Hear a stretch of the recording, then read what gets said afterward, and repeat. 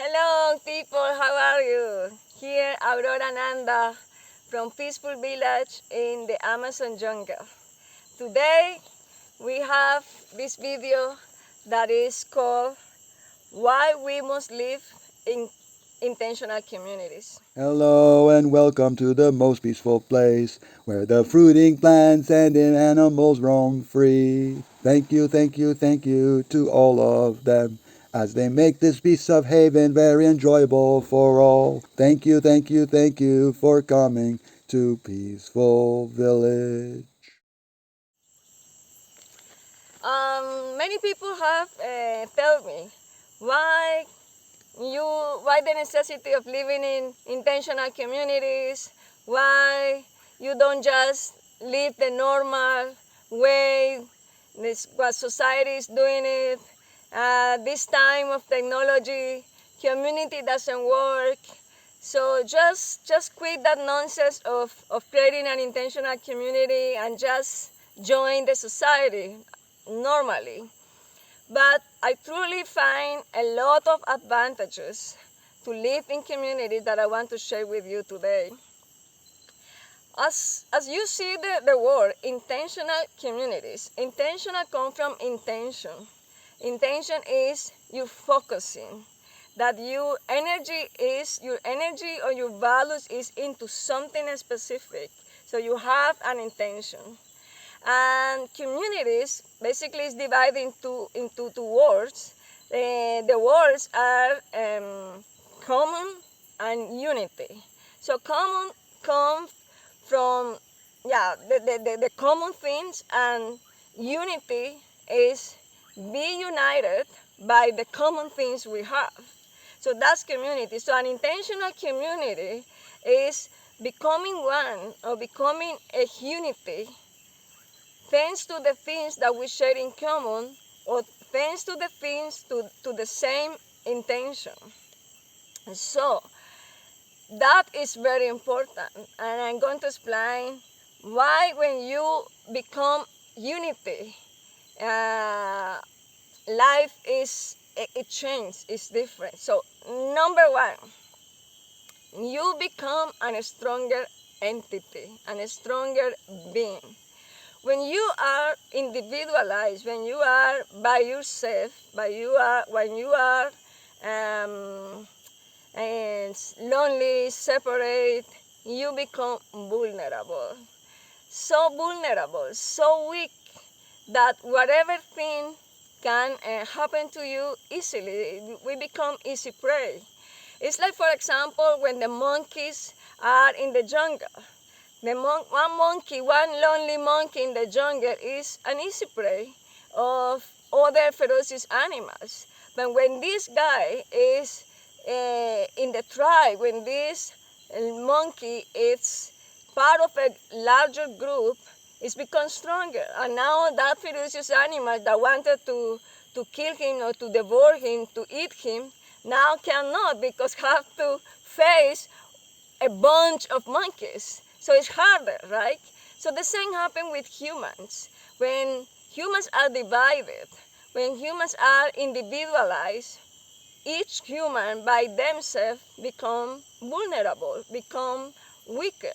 But when we are all together and we become stronger together, we form a new entity that represents us stronger. And then we are less and less vulnerable. For example, imagine this stick. Imagine that this is you. If you are alone in society, lonely, you're so vulnerable that if I make this, it breaks easily. So it's pieces, right? But when you are, for example, you take a bunch of sticks. For example, now you have a bunch of people, a bunch of humans, all together forming a community, a unity. That becomes stronger. Look, I cannot break it. It's more difficult. But then I just take one, and then I can break it easily, right? Easily. That is, but together is different.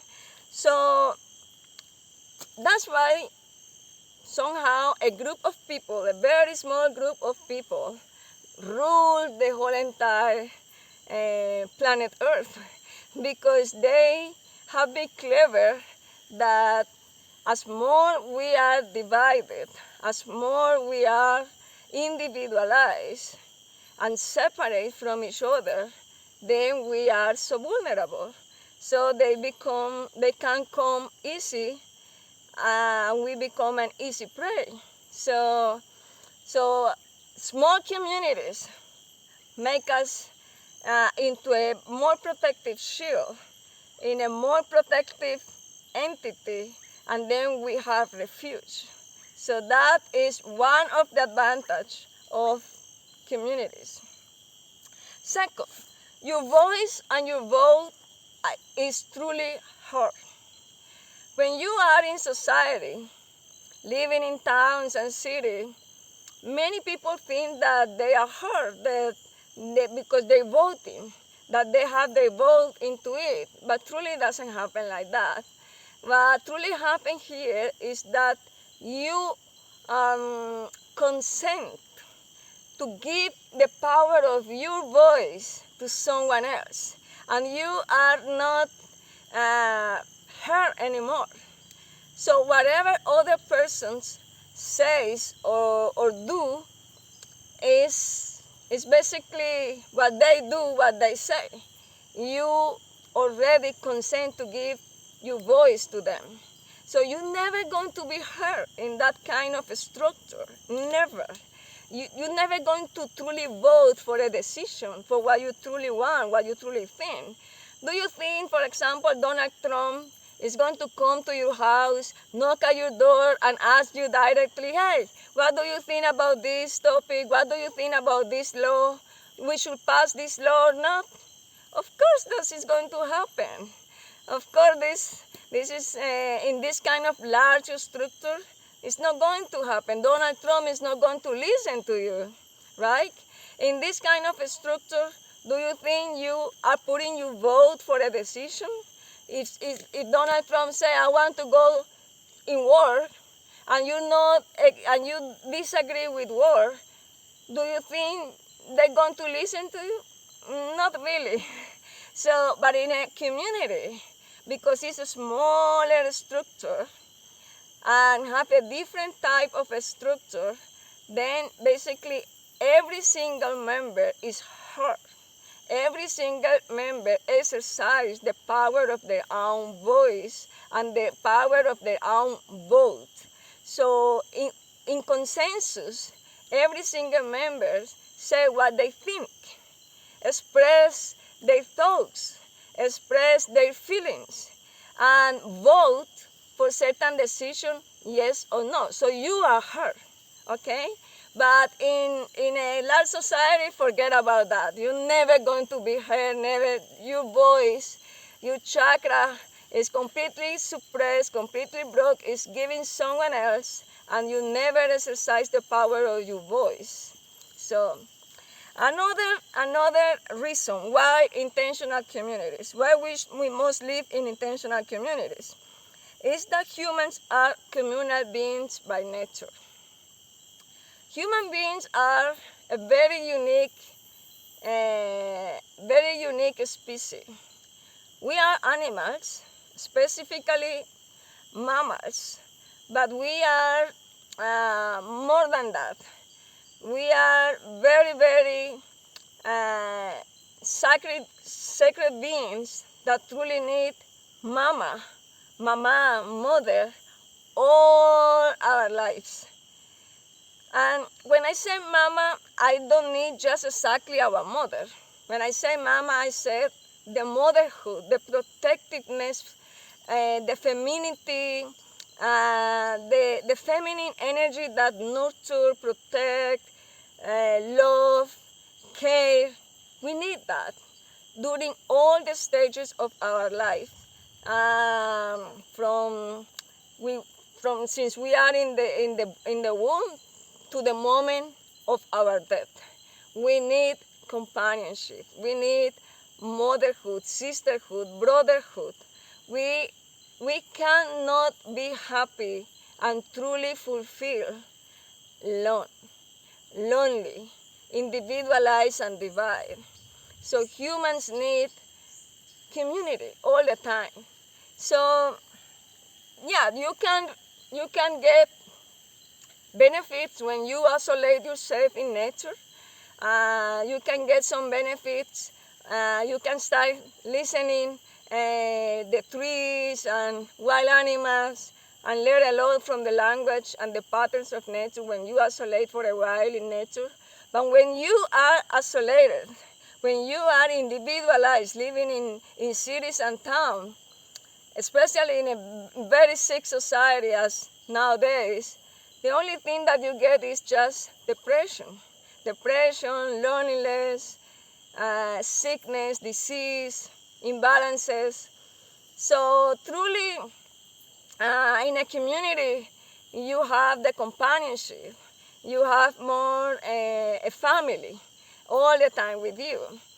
Usually in society, uh, more or less at the age of 17, 18, children are mostly kicked out from the house. Go to study, go to the university, go to get a job. Now you becoming an adult, so you have to make it, go to slave yourself, separate from us and fly. These kind of things that people think that are independence. But what truly happening here is that we're forcing that communal being to be by themselves, to be individualized, and to separate from their beloved ones. So that part of us is shut down. So then later on, the parents need their kids because the parents get older and basically not useful for society, and they ended up in nursing homes because the kids are far away making money, busy all the time. So those parents that now are older, they miss the joy to be with the children, with the grandchildren, and with the children of the grandchildren. So this is absolutely sad. We need companionship, love, family all the time, you know. So in communities, for example, you get many mothers, you get many fathers, you get many uncles, you get many brothers, many sisters, many brothers all the time until the moment of your death, because that's a companionship that is given every single day. In society, it doesn't happen like that. Another one is that your necessities are better met when you are in a community. If you are in society, you have to pay for every single thing. If you need a glass of water, you have to pay for it. You have to pay for electricity. You have to pay for your rent. You have to pay for every single little thing that you need. And everything is so expensive. Everything is becoming very unaffordable. Everything is invite you to work hard for it. Nobody can make money, right? Because if you make money, there's a big possibility that you ended up in jail for laundry, for money laundering. So you have just to sweat for your money. Not make the money, sweat for your money, work hard for your money. But in a community, usually communities are into self-sustainability. Usually communities are into grow food. But in society, no, because usually society works in cities or towns, in very industrialized places where the soil is not fertile anymore, where everything is paved, and there's a lot of shopping malls and shopping centers. Everything is done in such a structure that you have to pay for every single thing. But in a community, usually in a community, everything is done that most of the people are harvesting something, are growing food. So that means, for example, that in one way or another you get free pineapples, you get free papayas, you get free water from the rain, from the river, you get free electricity from the sun. Your needs are very much met, and there's a high possibility that the other members of the community have certain skills, so they can help you with your shelter, they can help you with whatever other thing you need, and then all together share the skills, share what they can offer, and then you share, you exchange. It's more easier and you have more free time. In society, it doesn't work like that. Another thing is that I noticed that most of the intentional communities are placed in nature or in very rural places. So that means that you are surrounded by trees, by rivers, by lakes, by ocean, by flowers, and you don't have the stimulus of the fake environment when you live in society or in cities that push you to live another lifestyle. So here in nature, because you're surrounded by nature, by a lot of trees and flowers, you have more prana, you have more life force. Your hormones work differently. Your emotions are more established and more peaceful. So in society, it's different. In society, you are pushed to function, to produce, to go for the money. No time for healing, no time for spirituality. Just time for making money, just time for make an income, right? So in communities is different. And of course, the commercial structure and the governmental structure don't like communities, because otherwise this collapse. It's such a big structure that if people start leaving the cities and leaving the towns to join communities, then this system collapse, this system far apart, right? So another one is that you learn different skills. In communities, you are more exposed to see how everything works in a small scale. So for example, you see how one is building a shelter or a cabin, so then you learn which are the trees that work as a good wood, or the stones, or you start learning many things about building, about permaculture, about handcraft, about art, about music, about things, all that is more accessible to you. But when you are in society, everything works more about specialization. Like you have to be specialized in just one topic, in just one subject, and that's it. For example, if you are in society and you want to be a doctor, you have to specialize in, for example, in something. You become a dentist, you become an optometrist, and that's it. And you don't know anything about the rest of the topics. It's like this one is you have whole entire life, many years and decades working for being an optometrist, and your vision becomes so narrow that you don't know how to do anything else.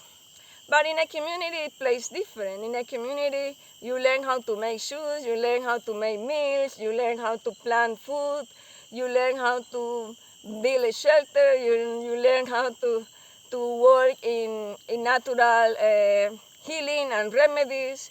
So there's more opportunity to develop skills and to develop skills in different aspects and become more holistic and become more into the universe, and rather than just one thing, specialized in one thing.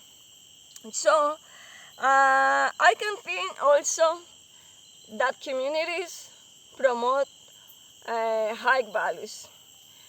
Usually intentional communities are very, very dedicated to high values. For example, this community, Peaceful Village, has the high value of veganism. We don't harm animals in any way. We don't eat them here. We are vegans. We don't prepare them. We don't wear them. We don't promote anything that harms animals. So that make this place with that value. But in society, it doesn't play like that. So as you see, society harm animals in countless ways. They don't think about that. Everything is so common. Everything is so normal.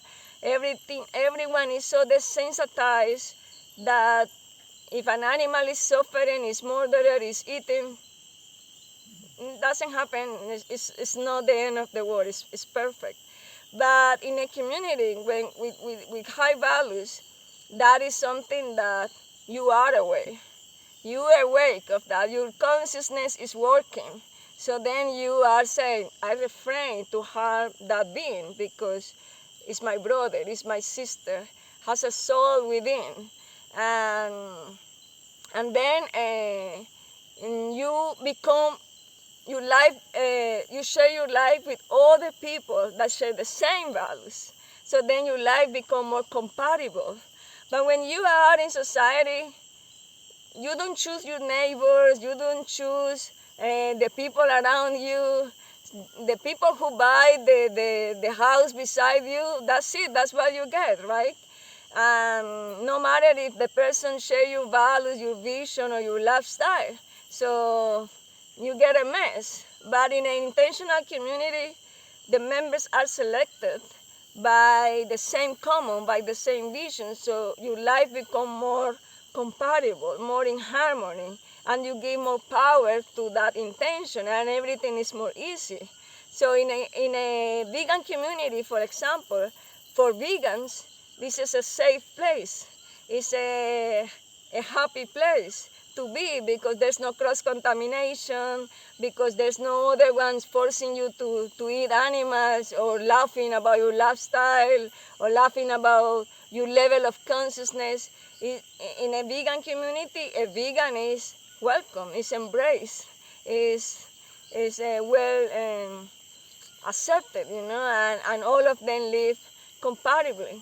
So that's all the advantage of a community. And at the end, a community and living an intentional community is a place for sharing love. Give you more the opportunity to share love and to be loved. In society, especially in industrialized countries, I noticed that many people don't know even their neighbor. They don't say hi to each other easily. If you are walking in the street or in the subway, you're not going with that happy attitude. Hey, I love you all, I love you, you're my brother, I love you. Good morning, how are you today?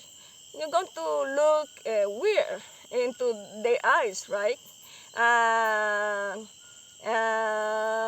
It's not welcome, that kind of love attitude.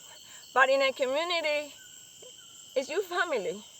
In a community, everyone knows each other. For good or for bad, everyone is together. So you can have the opportunity to receive love and to give love in a daily basis, right? So there's so many advantages, but I think the video is becoming too long. And I truly didn't know so much about communities. I didn't even know that communities exist until just a few years ago. And I noticed that the people inside the community were living in their own bubble, but more stronger and more unified. And there was a shifting in their personalities, in their values, in the way of living that I just truly engage and I truly love, and I say that's the way humans need to live. In society, all of us are so lost in competition with each other. But in a community, there's no room for competition. The room is for sharing because you're becoming one, right? You cannot compete with yourself. So that's very, very, very important. And also, when you start investigating what is the truly way of living on Mother Earth, and you see, for example, just Jesus' example, the Jesus Christ example.